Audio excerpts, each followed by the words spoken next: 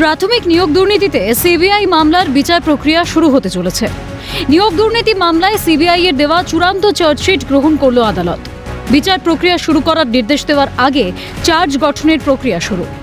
প্রাথমিকে নিয়োগ দুর্নীতি মামলায় চতুর্থ সাপ্লিমেন্টারি চার্জশিটে নাম রয়েছে বীরভূমের প্রাক্তন তৃণমূল নেতা বিভাস অধিকারী ও প্রাথমিক শিক্ষা পর্ষদের প্রাক্তন সচিব রত্না চক্রবর্তী বাগচির। দুর্নীতি মামলায় শুক্রবার আদালতে আত্মসমর্পণ করার নির্দেশ ছিল মানিক ভট্টাচার্য, বিভাস অধিকারীর ও রত্না বাগচির। এক্ষেত্রে বিভাস অধিকারী রত্না বাগচি আত্মসমর্পণ করলেও মানিক ভট্টাচার্য হাজিরা দেননি। স্বভাবতই ক্ষুব্ধ আদালত। মানিক ভট্টাচার্যের আইনজীবীকে তীব্র ভৎসনা আদালতে। সমন জারি করা হয়েছে, তাও আত্মসমর্পণ করেননি কেন? প্রশ্ন ব্যাংশাল আদালতের সিবিআই স্পেশাল কোর্টের বিচারকের। আদালতের দেওয়া পরের তারিখে আসবেন বলে জানালেন মানিক ভট্টাচার্যের আইনজীবী। শুক্রবার আদালতে সশরীরে এসে আইনজীবী মারফত হাজিরা দিয়েছেন পার্থ চট্টোপাধ্যায়, কুন্তল ঘোষ, শান্তনু বন্দ্যোপাধ্যায়রা। শর্ত সাপেক্ষে জামিন মঞ্জুর প্রাথমিক নিয়োগ দুর্নীতির সিবিআই মামলায় অভিযুক্ত বিভাস অধিকারী ও রত্না বাগচির।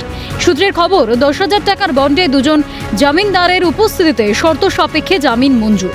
কলকাতা নগর দায়রা আদালতের বিশেষ আদালতে বিচারক অনুপম মাইতির নির্দেশ। পরবর্তী শুনানি 17 জুলাই।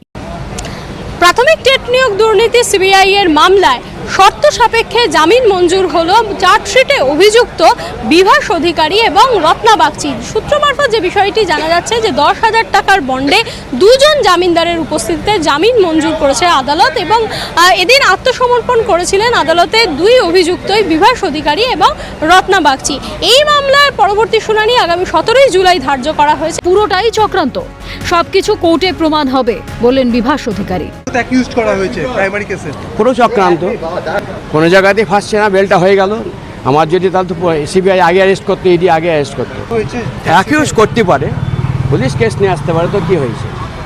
প্রমাণ বিক্ষতমান নামকে ফলে পরিচয় প্রমাণ হবে কোর্টে। এই মামলায় আগামী দিনে আর নতুন কি তথ্য উঠে আসে এখন সেটাই দেখার। ক্যামেরায় সুপ্রিয়া মল্লিকের সঙ্গে অদ্রিজা ঘোষ, ক্যালকাটা নিউজ, কলকাতা।